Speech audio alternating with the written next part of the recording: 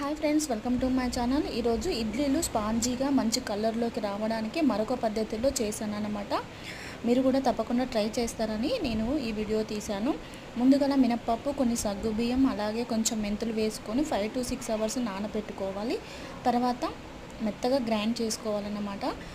Grind చేసుకునే 10 నిమిషాల ముందే ఇవి ఇడ్లీ రవ్వ అనేది నానబెట్టుకోవాలన్నమాట. 1-2 సార్లు కడుక్కొని నానబెట్టుకోవాలి. ఇలా నానబెట్టడం వల్ల ఇడ్లీలు మంచిగా స్పాంజీగా వస్తాయి. చూసారుగా, ఈ విధంగా మెత్తగా గ్రైండ్ చేసుకోవాలి. చేసుకున్న తర్వాత మనం కడిగి పక్కనే పెట్టుకున్న ఇడ్లీ రవ్వను కూడా ఇందులోకి వేసుకోవాలి. వేసుకొని ఒకసారి కలిపి నైట్ మొత్తం స్టోరేజ్ చేసి పక్కన పెట్టుకోవాలి.